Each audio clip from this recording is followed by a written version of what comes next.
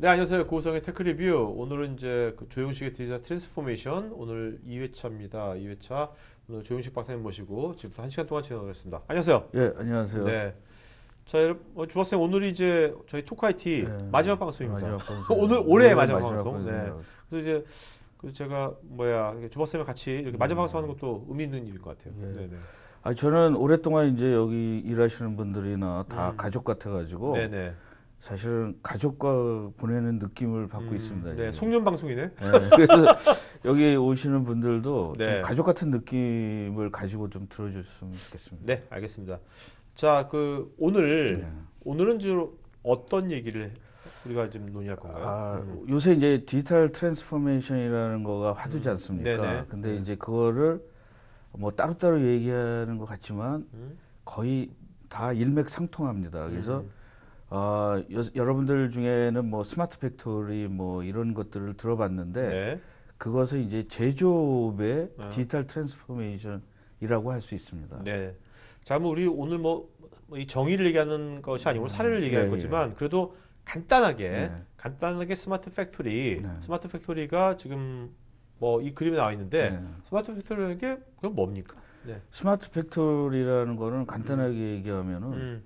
원래 비전이 뭐냐면은 네. 인공지능을 이용해서 그 공장의 음. 그 자동화를 더 스마트하게 하자는 겁니다. 원래는 네네네. 뭐 깊이 들어가면 뭐 서프라이 체인서부터. 네네. 근데 이제 그 공장 자체가 스마트하게 자기가 결정하고 얼마를 뭐 재고 이런 것들을 스스로 결정할 수 있는 그런. 사람이 없이도. 예. 네. 근데 그게 사실은 기술적으로는 완성된 게 아니에요. 아직은. 네. 그래서 이제 그게 비전입니다. 근데 거기처럼 이렇게 가는데 어떤 분들은 그냥 조금 과거보다 더 스마트해지게 운영을 하면 스마트 팩토리가 되는 거죠. 네네. 사실. 그러니까 결국은 이제 그 공장을 운영하는 데 있어서 네. 생산하는 데 있어서 그 결국 그렇게 되면 비용도 절감되고 기존에는 우리가 생산할 수 없었던 다양한 이제 다품종 소량 생산도 할 수 있는 그렇죠. 거고 다양한 걸 할 수 있는 예. 거죠. 기회도 많아지는 예. 거고 사업 기회도 많아지고. 자, 그 지금 이제 우리 제조업이니까 그냥 IoT가 아니라 I자를 더 붙였잖아요. 인더스트리얼 IoT. 인더스트리얼 네네네. IoT. 자, 인더스트리얼 IoT는 예. IoT가 뭐가 다른 건데요? 그 이제 IoT인데 음. 그 산업용으로 쓰겠다라는 거죠. 그러니까 IoT가 원래 산업용 아닙니까? 아니죠. 그냥 예. 오케이. 자, 산업용으로 쓰인다면 어떤 점이 IoT 중에서 어떤 포인트가 특히 더 강조된다고 볼 수 있을까요? 그러니까 사실은 그 IoT라는 거를 이제 원래는 이제 서비스인데 어떤 물건들이지 않습니까? 모든 것들이 너무 광범위하잖아요. 네. 근데 이걸 제조업이나 공장이나 이런 데에서 IoT를 사용하겠다라는 거죠. 그래서 어떻게 보면은 여기에 들어가면은 저기도 큰 IoT가 되는 거죠. 뭐 발전 터빈도 네네. 전기를 만드는 터빈도 굉장히 큰 IoT가 되는 거고, 그리고 이제 굉장히 비싼 IoT도 생기는 거고, 네네. 그런 것들이 모여서 전체적으로 관리하는 거가 스마트 팩토리가 네네. 된다. 이런 것들이 이제 미국 쪽에서 얘기하는 비전이죠. 이게. 네네. 자, 그럼 우리 지금 일단은 이제 각 선진국에 우리나라 선진국이니까 OECD 가입했으니까 일단 해외 쪽에 스마트 공장에 지금 동향하고 이제 국내에 동향이랑 사례들을 알아보기 전에 일단 거시적으로 일단 해외 쪽에 있는 스마트 공장들은 지금 어떻게 가고 있는 겁니까? 네. 이제 그 선진국에서는 이제 약간 좀 그 3대 선진국이라고 그럴 수 있는 뭐 미국, 독일, 일본. 네. 이게 조금 달라요, 이게. 근데 이제 디지털 기술을 이용하는 것이나 뭐 ICT 기술을 이용하는 거는 비슷한데 서로 약간 좀 다른데 이제 그 독일이 우선 굉장히 히트를 쳤어요. 인더스트리얼 4.0라고 그래가지고. 그게 몇 년도에 독일에서 맨 처음에 그 컨셉 그게 나온 거죠? 그 용어가 나온 게? 그게 이제 2011년 뭐 야, 굉장히 10년 빨랐구나. 그 정도고요. 굉장히 그 빨랐다. 전에 뭐 한 10년 전서부터 그거에 대해서 연구를 했습니다. 그래가지고 이제 걔네들이 15년, 20년에 장기 프로젝트로다가 시작한 거죠. 네네. 근데 우리는 이제 그걸 갑자기 따라가려니까 비전이나 이런 것들이 부족한 상태인 거죠. 네네. 그리고 이제 미국 같은 경우에는 인터넷의 왕이니까 이걸 인터넷을 그 제조업이나 이런 데 쓰자. 그래서 네네. 인더스트리얼 인터넷 플랫폼처럼 또는, 플랫폼처럼 그 실리콘밸리에서 주장하는 것들이 그렇죠. 그런 거고요. 그다음에 이제 그 일본 같은 경우에는 AI를 가진 로보틱스. 자기네들이 가만히 보니까 로보틱스랑 강하고 앞으로는 AI가 저기 주도할 것 같으니까 AI와 로보틱스를 중심으로 한 그런 이제 4차 산업혁명이나 네네. 뭐 이런 스마트 팩토리, 이런 스마트 서비스 뭐 이런 것들을 하고 있는 실정입니다. 네. 중국은 어떤가요? 여기 중국은 우리 중국은 지금 선진국이라 할 수 없겠지만 네. 좀 급성장하고 있지 않습니까? 네. G2 뭐 그러는데 중국은 어떤가요, 지금? 사실 중국은 굉장히 야심차 가지고 이제 이 스마트 팩토리나 이런 거가 완성되는 뭐 2030년 정도 되면 네. 이제 강력한 자기 나라가 되겠다.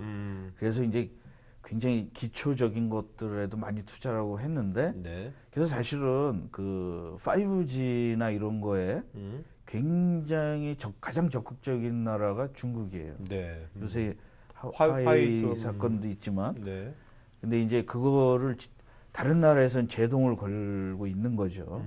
정치적으로다가는 그래서 독일 회사들이 뭐 아시겠지만 그 저기 회사들을 많이 샀어요. 독일의 로보틱 회사들이나 하이테크 회사들을 많이 샀는데 네. 이제 지금은 이제 독일이 굉장히 그러니까 중국이 네, 중국이 독일에 있는 네. 하이테크 회사 많이 샀다고요, 네. 인수했다고요? 그리고 미국에 이제 조그맣지만 있는 회사들을 많이 샀어요. 네. 그래서 그 중국 같은 경우에는 단시간에 하기 위해서는 그 M&A를 하자라는 것들이 이제 지금은 이제 독일 같은 거 좀 막나 보죠, 국가적으로. 그런 거? 많이 막어요. 이제. 이제. 네. 옛날에는 저 의회 동의 없이 살 수 있었는데 지금은 이제 10% 지분 이하를 살 때도 네. 국회에서 그리고 많이 리젝트를 해요. 특히 독일 회사들이 엄청 사려고 노력을 하는데. 네. 예. 자, 이제 선진국 이렇게 개별 사례 일단 알아보도록 하고요.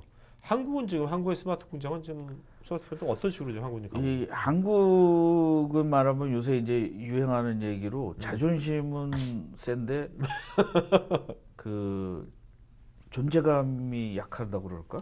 그러면 자존심만 센 거 아닙니까? 자존심만 센 거 아니에요? 근데 이제 그 우리나라가 최고다 뭐 인터넷이 뭐 탑이다. 네. 또 한국형, 뭐 한국형인 걸 해야 된다 이런 건데 사실은 뭐 모두 인정하잖아요. 우리나라가 뭐 1위는 아니잖아요. 기술적으로. 왜냐하면 많은 로열티도 사고 뭐 근데 우리가 이제 꿈은 굉장히 큰 거예요. 우리나라가 8대 공업국이에요. 네. 그리고 우리나라가 기계류도 굉장히 많이 수출해요. 그리고 뭐 굉장히 많은 자동화도 굉장히 잘 돼 있고요. 로봇도 인구당은 굉장히 높아요. 네, 근데 이제 우리가 이제 좀 아쉬운 게 일단 장기 비전을 안 가져가려고 그래요. 네. 그러니까 뭐가 이게 괜찮다 그러면 모두 확 하고 요새 이제 뭐 롱피딩이 유행한다 그러면 다른 것들은 뭐 옷도 아니라고 생각. 뭐 이렇게 너무 쏠림 현상이 좀 저는 굉장히 좀 위험하다고 생각을 해요. 그래서 지금 이런 국가 미래 비전을 좀 만들려고 뭐 이번 정부 들어와가지고 뭐 4차 산업위원회인가 그런 것도 만들고 뭐 옛날 다음 창업자 이재용 해가지고 뭐 혁신 뭐 했는데 오늘 뉴스 보니까 그 사람 이제 그만둔다 그러더라고요. 예, 뭐 그리고 좀 쓴소리하고 그만뒀던데 보니까 그러니까 그런 거 이런 것들이 이게 이런 비전에 대한 전략적인 비전에 대한 부재인데도 여전히 이거에 대해 답보 상태가 참 안타까워요. 예. 사실 우리가 지금 독일의 그 스마트 팩토리나 인더스트리얼 4.0 같은 것들은 이 사람들이 15년, 20년 정도의 프로젝트를 가지고 나갔어요. 그래서 인구학자나 뭐 이런 사회학자, 뭐 엔지니어 이런 사람들 다 불러서 하는데 우리는 사실은 그 4차 산업혁명 위원회 이런 것들이 약간 정치성이고 굉장히 1, 2년 안에 전시성. 예, 전시성이고 1, 2년 안에 표가 될 수 있는 거 네. 이런 거가 아닐까 나름대로 좀 개인적인 생각을 하는데 좀 장기적인 좀 비전을 요즘 같아서는 표도 안 되는 것 같은데. 아니 근데 이게 왜냐하면 나중에 말씀드리겠는데 네. 그 4차 산업의 그 본질이라고 저는 주장하고 싶은데 에센스가 뭔지를 잘 몰라요. 네. 기술이 아니잖거든요. 기술만이 아니고 그 사실은 디지털 세계일수록 아시겠지만 리더십이 더 중요해지는 거예요 이제. 네. 왜냐하면 지금 디지털 회사들 가만히 보면 CEO가 누구냐에 따라서 굉장히 강해지고 그렇죠, 망하고 그렇죠. MS도 보면 발머 있을 때는 비틀비틀거렸다가 그죠? 지금 뭐 사탄인가 누구 바뀌면서 굉장히 또 많이 커지고. 그래서 그동안 이제 한국이고 많은 사람들이 기술이면 뭐 그냥 항상 이기겠다라고 생각했는데 앞으로 AI 회사들도 내가 볼 때는 CEO의 리더십이 더 중요할 수도 있어요. 이 디지털 세계에서는 그렇겠네요. 그 사람들의 워낙 이게 급변하고 막 그러기 그렇죠. 때문에 그 방향성에 대한 어떤 그런 미래에 대한 확고한 비전, 전략이라든지 확고한, 제시 이런 것들이 굉장히 중요해지겠네요, 진짜. 그러니까 어떻게 보면은 저는 요새 이제 제가 잘 안 읽던 그 전쟁사를 한번 읽어봤는데 요새 유행해가지고 근데 이 전쟁이 가장 그 진짜 요새는 비즈니스가 전쟁같이 돼버린 것 같아요. 네네. 옛날에는 치열해졌죠, 아주. 무기를 가지고 싸우는 대신에 지금은 이제 스포츠나 회사를 가지고 싸우는 것 같아요. 네네네. 자, 그 우리나라 지금 근데 그 국가에서 매년 네. 이제 스마트 팩토리를 양성한다고 네. 10만 개 양성한다 그래가지고 네. 정부에서 뭐 1억 뭐 해가지고 계속 지원 자금이 나오지 않습니까? 그거에 대해서 어떻게 생각하십니까? 근데 그거는 뭐 그 저기를 받는 사람들도 있어요. 사실 근데 이제 대체적으로는 어느 정도는 성공을 했는데 커다란 부작용이 있어요. 왜냐하면 4차 산업혁명이나 뭐 인더스트리얼 4.0 이런 디지털 트랜스포메이션은 네. 미래적인 거잖아요. 네. 표준화라는 것도 존재하지 않고 어떤 굉장히 이렇게 다이버스한 거잖아요. 근데 이거는 그 프레임워크에서 한국형 그 이거는 이렇다. 그 프레임워크에 들어오면 돈을 타는 거고 거기 아니면은 아닌 거다. 그 굉장히 어떻게 보면은 현대 시대에서는 웃기는 거잖아요. 네네네. 뭐 입시제도 같은 거가 되는 거고. 네. 그리고 이제 어떤 데는 사실은 뭐 그 돈 가지고는 턱없이 부족하다. 커다란 걸 할 때는. 그리고 어떤 사람들은 뭐 그냥 정부 돈 공짜니까 그거라도 없는 거보단 없는 낫니까. 거보다 낫다. 그래서 사실은 이거를 뭐 좋다 나쁘다라고 판단하는 흑백으로 판단하기는 좀 쉽지는 않은 것 같아요. 네. 자, 이제 그 실제 이제 해외에 있는 스마트 공장들의 여러 사례들을 보고 또 국내 사례들도 보도록 하죠. 자, 먼저 ABB. 네. 여기는 어떤 회사인가요? ABB는? 근데 사실은 이런 생각 안 해보셨어요? 뭐 로봇가 앞으로는 더 많이 사용할 거다. 그리고 당연하죠. 그동안 로봇 많이 사용했는데 그러면 그 전에는 4차 산업 아니고 뭐 로봇과 자동화는 당연한 거 아닙니까 미래에서? 네네, 그렇죠. 근데 4차 산업과 3차 산업의 로봇은 뭐가 다를까? 왜냐하면 그 전에 3차 산업의 로봇은 위험했어요. 가까이 가면 죽는 수도 있어요. 그렇죠. 요새 보면 산재 사고 많이 나지 않습니까? 근데 이제 그 4차 산업의 로봇은 뭐 소프트웨어 로봇이라고도 그러고 콜라보레이션 로봇이라고 그러고 사람과 같이 그 협업할 수 있는 로봇가 4차 산업혁명의 로봇이라는 거죠.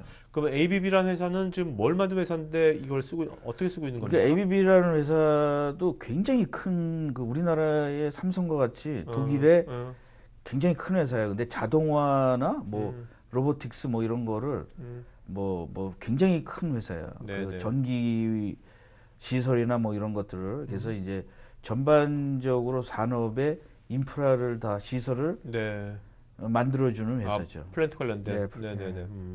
거기서 이제 이런 이제 스마트 로봇을 쓰나 보죠. 근데 이제 로봇가 이제 사람에게 해를 끼치지도 않고 부드럽고 사람이 근처에 가면 얘가 그 피하고 멈추고 그래서 이제 같이 그래서 이제 미래는 이런 생각을 하는 거죠. 사람과 로봇가 일을 하다가 네.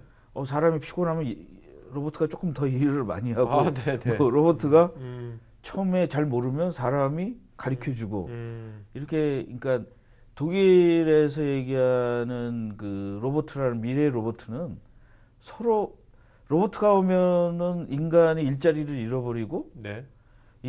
그러는 어떤 적대적인 관계가 아니라 네. 서로 친구 같은 그런 로봇을 하자라는 거가 동료, 이제, 보완해주는 서로. 예. 네.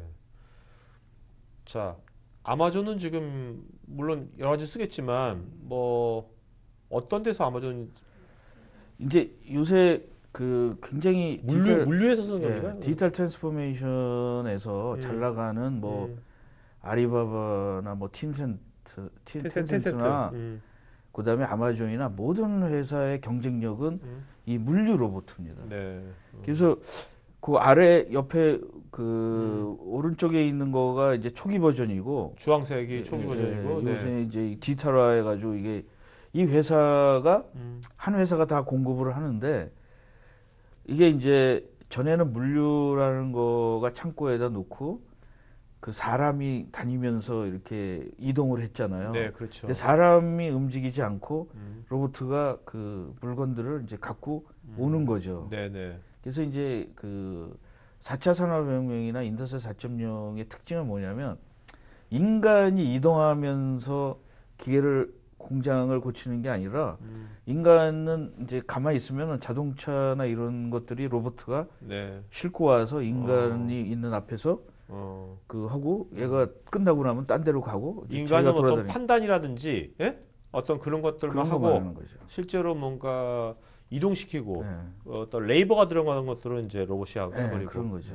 왜냐하면 인간이 사실은 이동하는 자체가 인간이 피곤하게 만드는 거잖아요. 공장이 굉장히 큰데 그걸 네네. 이동하다가 뭐 앞으로 그러면 제조업에 있는 분들이 살찌시겠네. 다이어트 산업이 또 이제 뜰 것 같은데. 근데 제조업이 이제 우리가 한때는 제조업이 뭐 3D라고 그랬는데 이제 사실은 제조업도 뭐 굉장히 그 선진 공장들 보면 쾌적하고 그 어떻게 보면은 그냥 화이트 칼라처럼 이렇게 책상으로 돼 있고 이래 있습니다. 네. 어떻게 보면 이제 제조업에 일하는 사람들도 이제 블루 칼라, 화이트 칼라가 아니라 그렇죠. 기존의 블루 칼라를 로봇가 대체하고 그렇죠. 그거를 뭔가 분석하거나 의사결정을 하는 사람들은 이제 사람이 그 사람들만 있는 거죠. 네. 이것도 이제 일종의 그 이 로봇은 필요에 따라서 자기네들이 돌아다니는 네. 거죠. 근데 이렇게 되면 결국 이제 이 물류센터가 이게 일하는 사람은 줄어들겠네요. 상당히 많이. 엄청 줄어들죠. 이게 그래서 사실은 그 처음에 제가 4차 산업혁명이라는 거가 지능형 아까도 말씀드렸지만 지능형 자동화라는 거죠. 네네. 옛날에는 프로그램형 자동화라면 이거는 이제 지능형 자동화인데 이제 어떤 사람들이 이제 이런 생각을 해요. 4차 산업을 많이 이렇게 정부한테 얘기할 때 네. 야, 이거 하면 사람이 많이 는다. 이거 하면은 뭐 그 해외에 있는 공장이 돌아온다. 안 돌아오거든요, 이게. 네네. 한두 가지만 하는데 예를 들어서 그 아디다스의 그렇죠. 스피드 팩토리를 얘기를 하는데 그거는 중국이 약간 갑질하고 중국의 경쟁력이 없어진 거예요. 그 비용이나 이런 인건비가. 거. 그래서 자기네 왔다가 다시 이제는 공장이 시장이 있는 데로 가는 거죠. 네. 그 뭐 비싼 걸 원하는 데는 그런 이제 최신형 로봇가 가서 거기서 만들어 주는 거고 이제 저렴한 거는 아주 싼 뭐 데를 찾아다니는 거죠. 네네네. 그렇게 이제 이원화가 될 가능성이 있는 거죠. 그렇다고 해서 무조건 뭐 투자를 해서 4차 산업이나 뭐 이런 걸 한다고 해서 아무 이유 없이 그 회사들이 공장을 그 자국으로 무조건 오는 거는 아니라는 거죠. 자, 우리가 지금 뭐 최성일 님도 보면 이제 사람이 많이 줄겠다고 이제 언급하셨는데 결국 이제 사람이 주는 것은 어쩔 수 없는 것 같은데 그것에 대한 논지는 우리가 사실 이 얘기만 하더라도 뭐 하루 종일 해도 끝이 없는 얘기지만 그건 나중에 시간 나면 좀 하고 일단 지금 사례들 계속 보도록 하죠. 먼저 보쉬 이건 이제 보쉬는 이게 자동차 관련된 부품 뭐 이런 거 공급한 부품, 건데죠. 네. 여기는 어떤 것들을 쓰는 겁니까? 여기는 이제 좀 아이디어가 제가 좋아가지고 얘네들 이게 이제 너트러너나 이런 그 대형 장비 공구인데 네.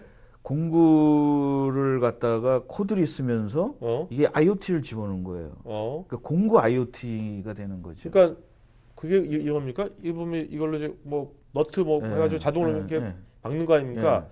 그거 할 때 그 과정이 센서가 있어가지고 이 공구에 내가 언제 어디다가 무엇을 했다. 그렇죠. 그 작업들이 다 자동적으로 다 기록이 되고 저장이 되고. 자기가 옛날에는 막 쓰고 뭐 하고 이랬는데 이런 거 쓰지도 않았겠죠. 어떻게 보면. 네. 그리고 또 하나는 이제 이게 제대로 자기가 했는지 안 했는지도 이 검토하는 거죠.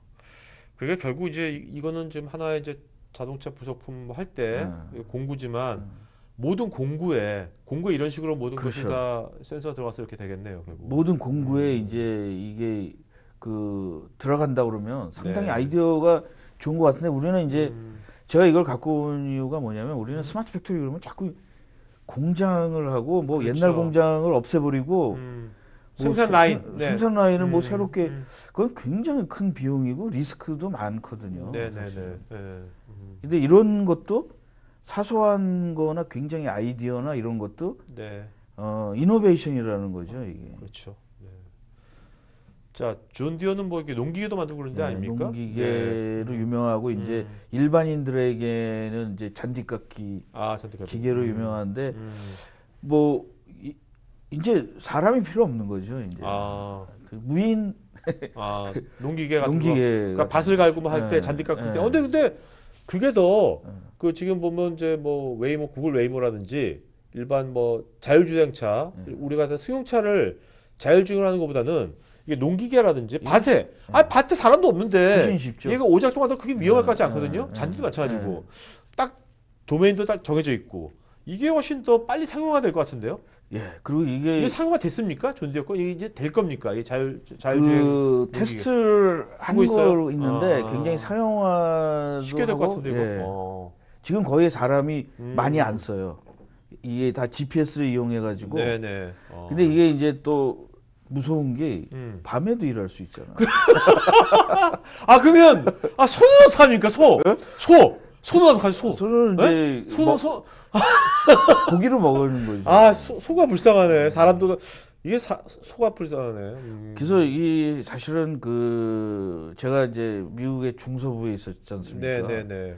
거기는 웬만한 데도 보면은 우리나라 뭐 진짜 동만한 데가 한두 명이 갖고 있는데 얘네들이 다 그런 거 하는 거죠. 콩도 하고 뭐 소이빔이라고 그래서 막 이래서 그래서 참 이거는 아까 말씀하신 대로 자율주행보다는 뭐 안전도 하지 않고 그렇죠. 네. 얘네들이 이제 24시간 일한다라는 거가 참 무서운 거예요. 그러면 이것이 앞으로 굉장히 그런 이제 농업이 다양한 분야의 농업이 이렇게 되면 굉장히 더 생산량도 늘어나고 굉장히 그럴 것 같은데요.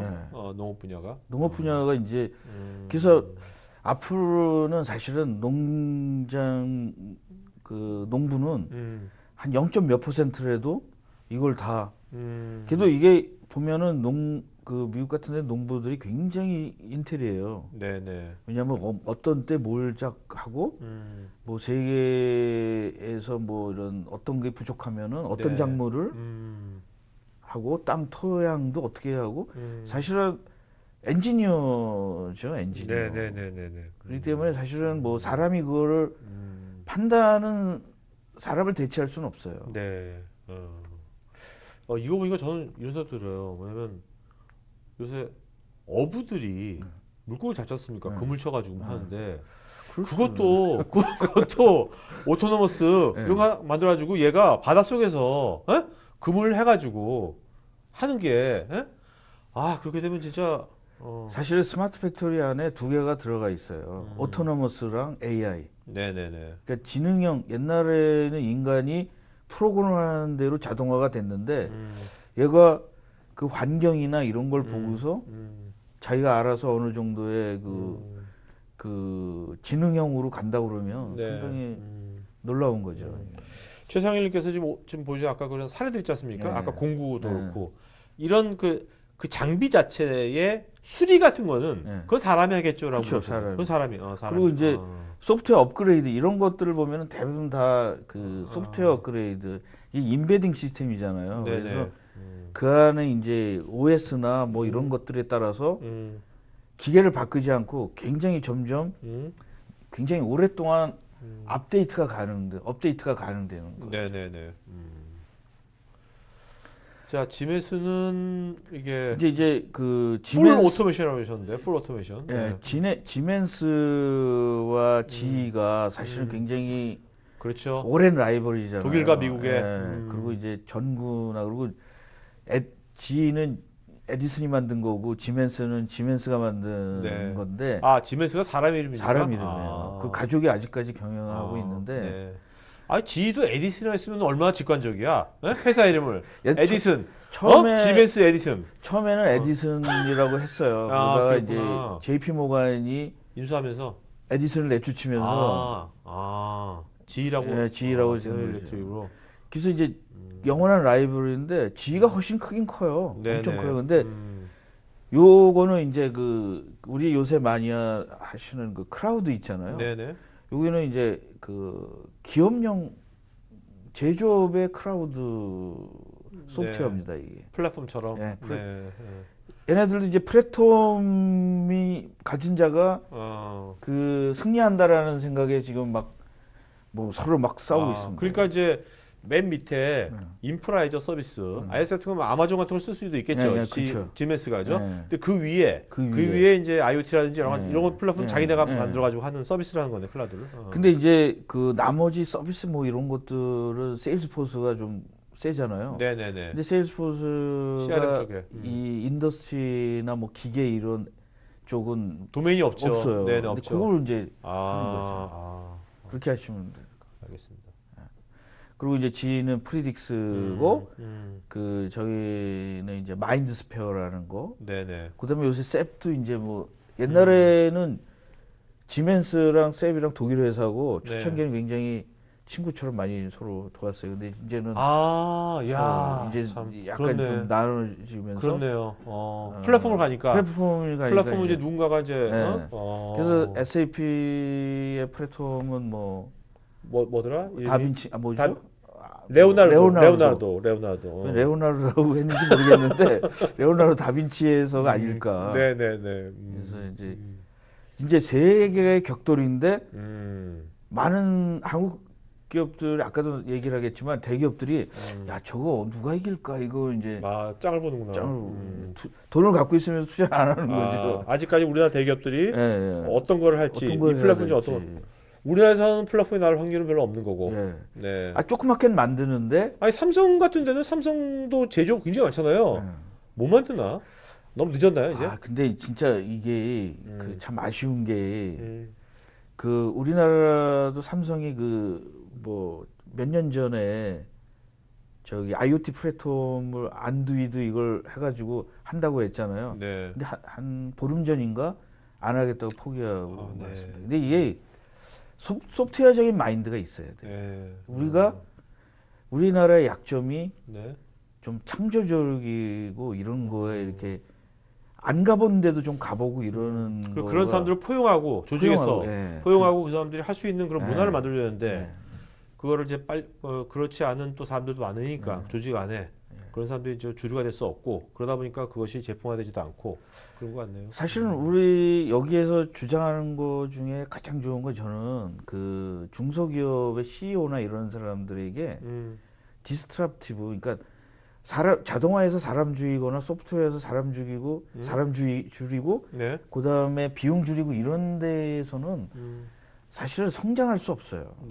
그래서 좀 디스트랍티브한 이노베이션이나 좀 창조적이고 이런 새로운 생각, 발상의 전환 이런 것들을 좀 조직적으로 CEO한테 교육을 시키는 기회가 이런 방송을 통해서 있었으면 좋지 않을까 저는 한번 생각을 해보는데 그게 더 중요할 수 있어요. 기술은 사실은 사오면 돼요. 그렇죠. 요새 또 뭐 클라우드니까 뭐 이렇게 네, 서비스니까 뭐 특허, 받으면 되는 거죠. 특허 돈 내면 돼요. 뭐 개발하는 비용보다 음. 사실 어떻게 보면 특허 비용이 훨씬 싸요. 네.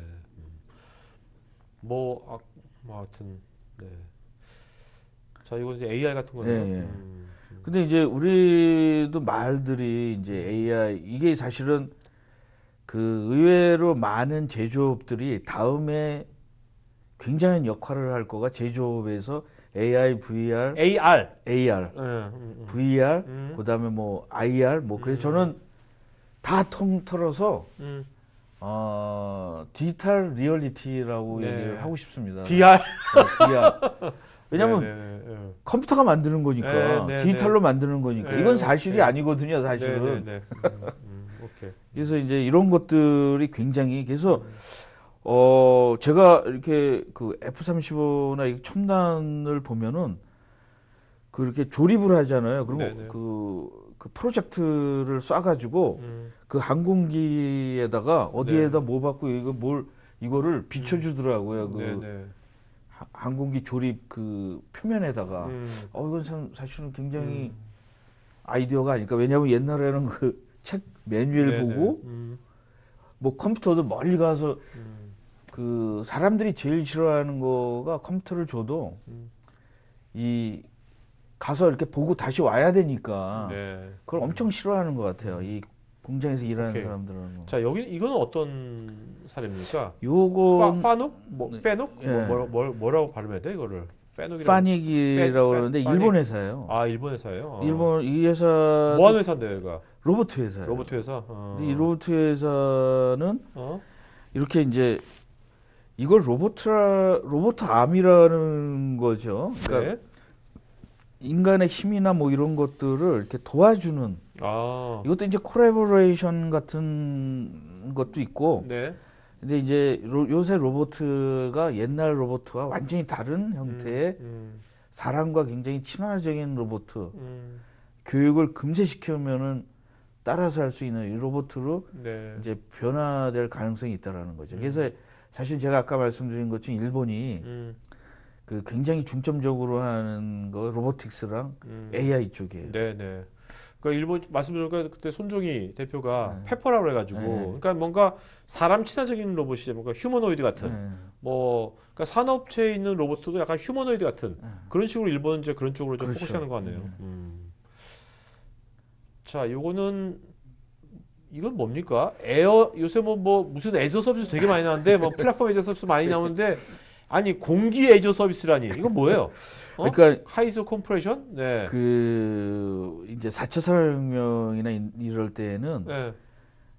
내가 어떤 회사인지 뭘 팔 거 아니에요. 네, 근데 이 그렇죠. 회사는 에어를 그러니까 에어펌프라든지 컴프레션 네, 뭐 이런 밸브 걸 이런 거 파는 거네요. 네. 네.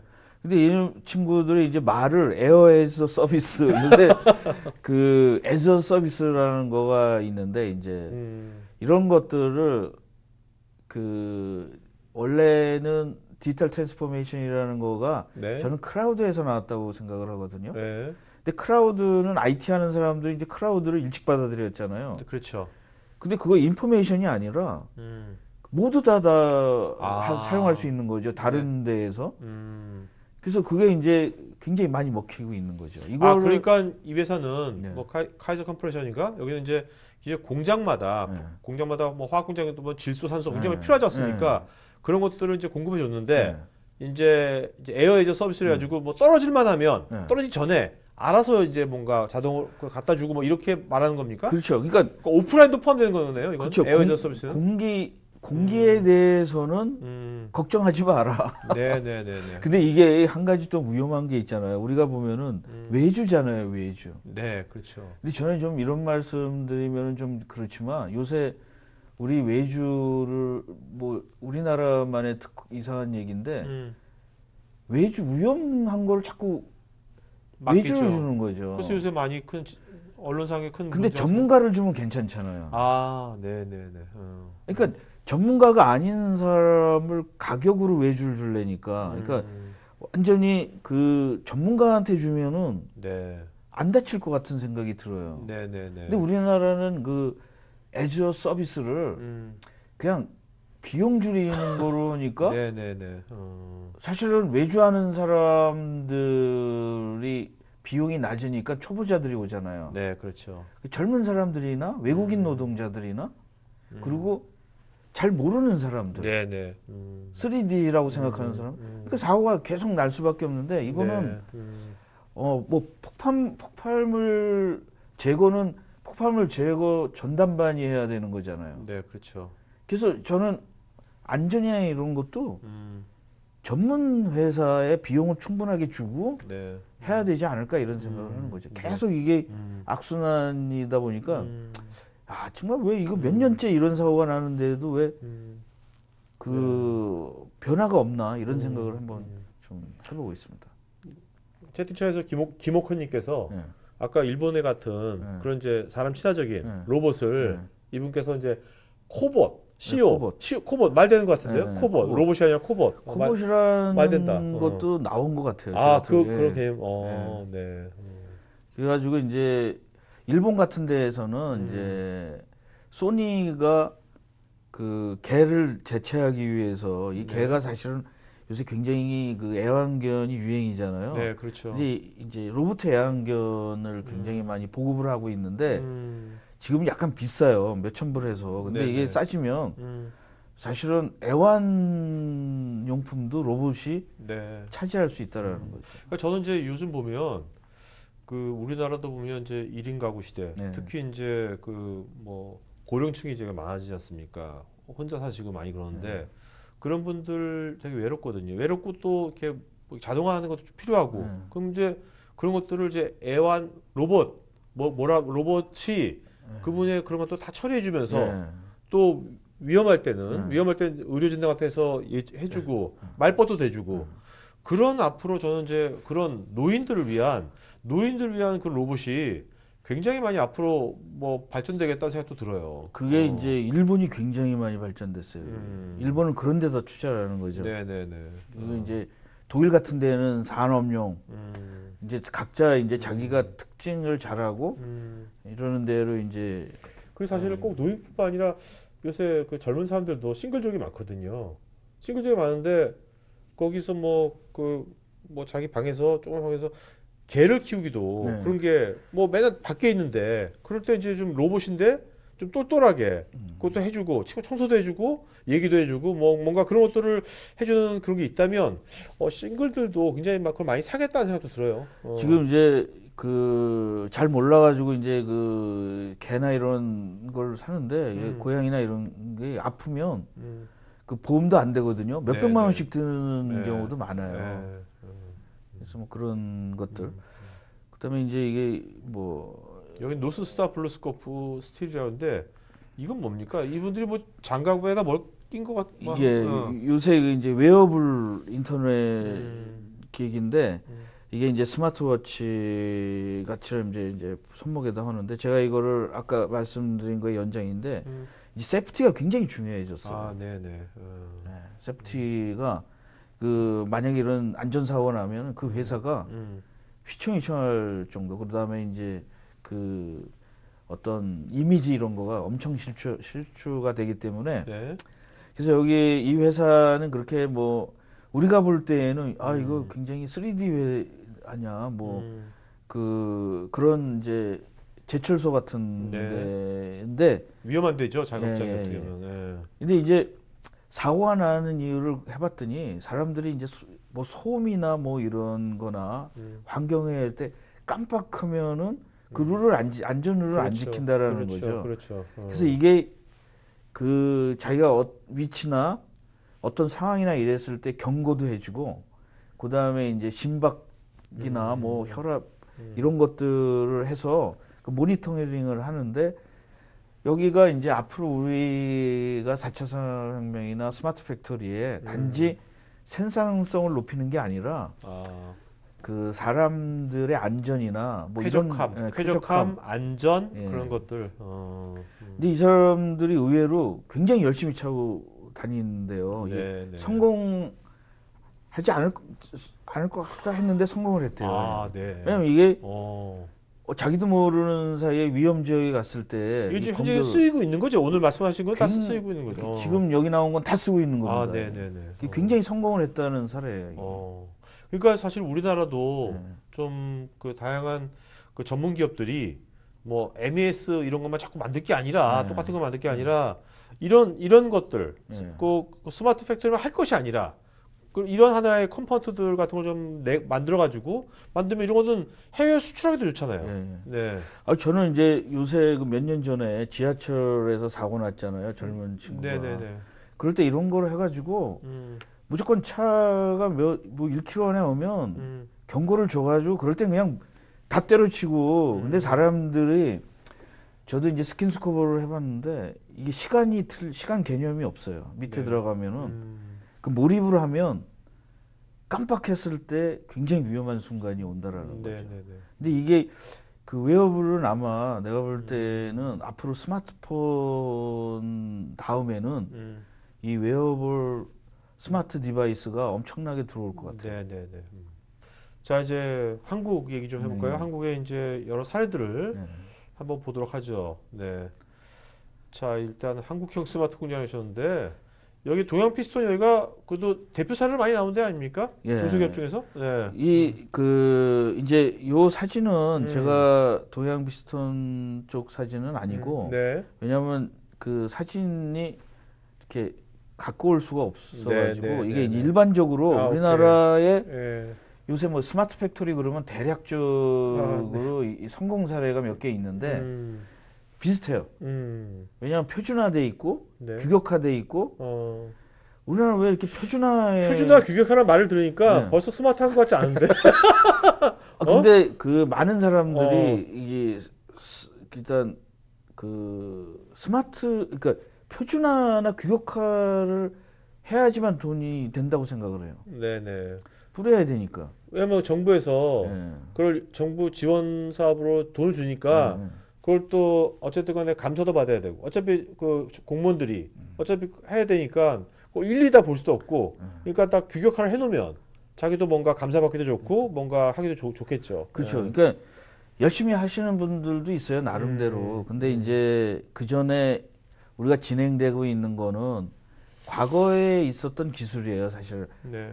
팝이나 뭐 MES 이런 자, 기술이나. 팝하고 MS가 뭐 어떻게 다른 거예요? 이제 네. 팝 같은 경우에는 우리가 이제 그 어떤 초기에 센서를 가지고 그 리얼타임을 커렉션을 하는 거. 아, 생산 설비에서. 네, 생산 설비에서. 그래서 가장 쉽게 얘기하면 이제 뭐 우리 그 슈퍼마켓 같은 데서 이렇게 물건 계산할 때 네. 포스. 그렇잖아요. 그게 이제 그런 정도로 커렉션을 해서 기초적인 거고. MES는 MES는 이제 이게 커렉션 한 다음에 그 다음에 이거는 이제 매니저먼트나 조금 이제 그 분석? 설비나 분석이나 이런 것까지 많이 들어가는 거죠. 네네.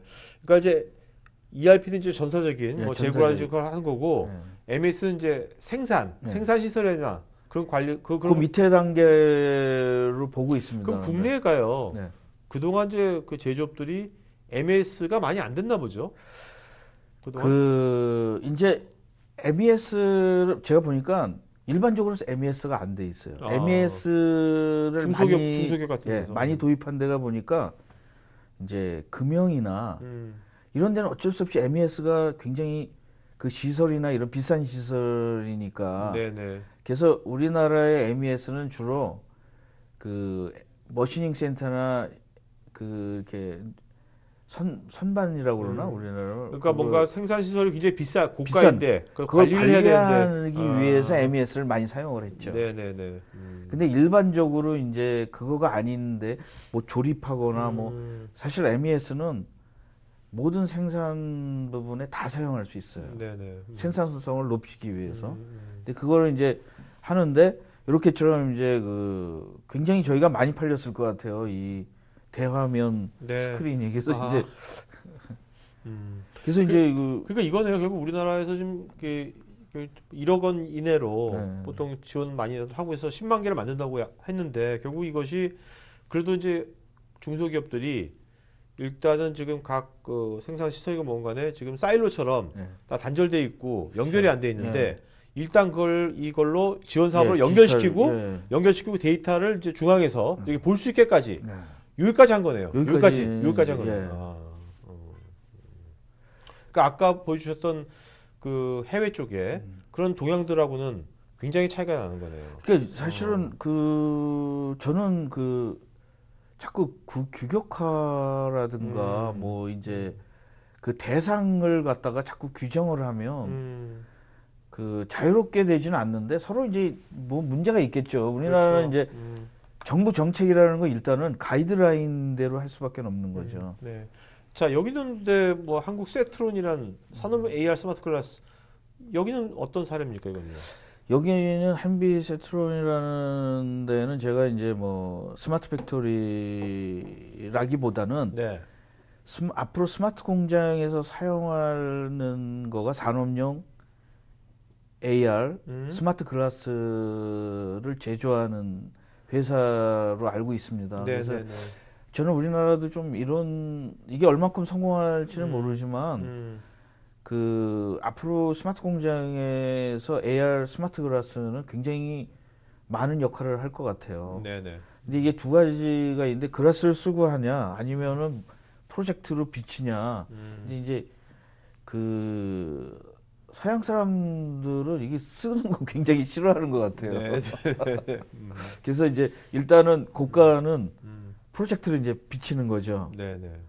근데 이것도 이제 상당히 뭐 제한적이지만 저는 AR이나 VR이 네. 그 생산 공장에 굉장히 큰 역할을 할 것 같아요. 네. 오케이. 자, 그래서 좀 간단하게 매짐 네. 해주시고 이제 Q&A 시간 들어갔죠. 네. 예. 여러분들 오늘 이제 디지털 트랜스포메이션 중에 제조업 중심으로 한번 얘기를 해봤습니다. 네, 그러면 네. 제조업 중심의 디지털 트랜스포메이션은 뭐 스마트 팩토리라고도 얘기하고 또 하나는 산업용 뭐 사물 인터넷, 그다음에 산업용 인터넷, 네. 그게 다 비슷한 말인데 네.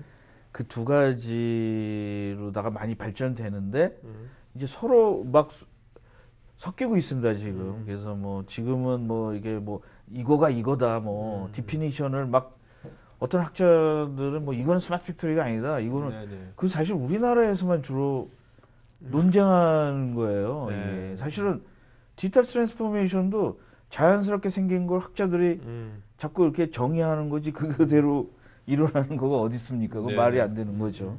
그다음에 이제 현재 스마트 팩토리에 대한 이제 선진국과 기업과 한국 기업, 선진국이라는 거는 이제 세계에서 리딩하는 네, 네. 주로 이제 3개국들.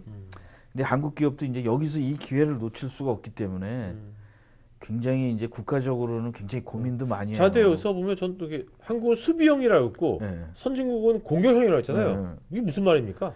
그러니까 네. 제가 볼 때는 한국은 이제 네. 외국에서 4차 산업이 일어나고 이러니까 네. 야 우리 이러다 보면 우리 망한다. 우리도 해야 된다라고 해서 좀 수비형이고 아, 국내형이고 중소기업 중심으로 이제 많이 운영이 되어 있고 네. 그다음에 이제 뭐 표준화해야 된다, 뭐 규격화해야 된다. 그리고 정부가 주도를 하는 형이고 이제 선진국 같은 경우에는 이제 뭐 거대 기업이 네. 플랫폼을 해서 요거는 네. 다음 세계에는 우리가 먹겠다. 뭐 예를 들어서 전에는 소프트웨어일 때는 마이크로소프트가 하듯이 네네. 이거에서 아. 자기가 하겠다 플랫폼을 인더스트리 쪽에. 예 인더스트리 쪽에 하겠다. 사실 우리나라 그 대기업들도 예.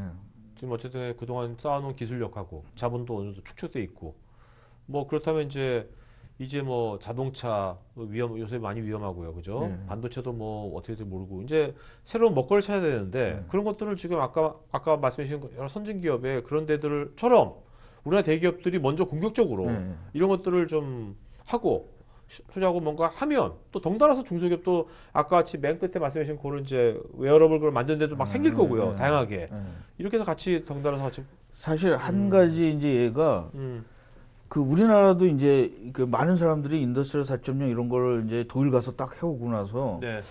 야 우리나라도 이거 해야 되냐 플랫폼 싸움인데 그럼 우리나라에서 적어도 지멘스와 비슷한 공작 기계나 뭐 이런 시설 같은 거 회사의 최고 제일 큰 회사가 어디냐 이렇게 찾아보니까 LS 산전인 거예요. 아, 네네. 그래서 LS 산전한테 가서 이거 해야 돼 막 바람을 놓았어요. 근데 네.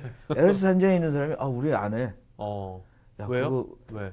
엄마 이거 아까 말처럼 수명인 거죠. 아이씨, 우리 아이씨. 그냥 여기까지 그냥 하지. 이거 크다랗게 하면 이제 그래서 이제 많은 사람이 실망을 한 거죠. 어쩌면 LS산자의 사장이야. 전문 경영이잖아요. 임기가 무사하면 단기적인 거고 현재 실적하고 이제 그 투자하면 단기 실적 나빠질 거 아닙니까? 그러니까 예전에 뭐 이병철이나 이건희 회장처럼 국내 대기업도 어차피 오너가 있는 거니까 오너들이 좀 이런 그렇죠. 방향성을 갖고서 예전 이렇게 밀어붙여 뭔가 해야지만 되는 건데 우리나라는 그런 게 오너가 없네요. 결정을 하지 않으면 그러니까 할 수 없는 거죠. 근데 오너가 이제 1세에서 2세, 3세로 내려가면서 자꾸 안주하려고 그러고 그 사람들도 자꾸 수비형으로 바뀌는 거죠. 수병인 만주가 그래서. 정신자세가 수비형이니까 밑에 뭐 전문 경영이냐 뭐 어떻게 하겠습니까? 그 사람도 어쩔 수 없는 거고. 모두 다 우리는 이제 수병이 되니까 정부는 사실은 장기 계획은 없어요. 네네네. 잘해라는 것밖에는 없습니다. 열심히 잘해라. 근데 커다랗게 그렇네요. 우리가 저희 갖고 진짜 오늘 토크의 메인 단어 키워드는 오늘의 단어 공격. 그다음에 이제 공격이네 공격. 발상의 전환. 공격 발상의 전환. 그러니까 제가 요새 그 이제 전쟁사를 보면 수비형이 항상 졌어요. 네. 그다음에 발상의 전환을 안시성이겠죠. 안시성.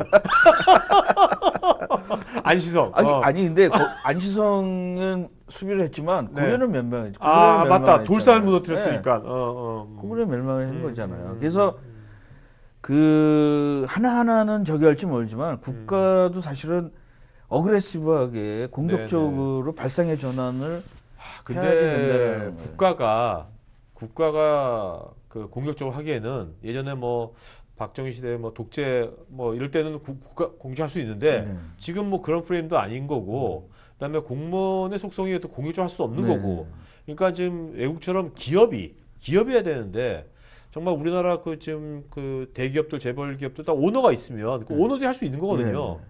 근데 그 오너들이 지금 그 공격적인 성향이 아니어서 그게 문제인 것 같네요 지금. 근데 이제 그 외국에 보면은 그 공격적인 놈들 앞에 내세우잖아요.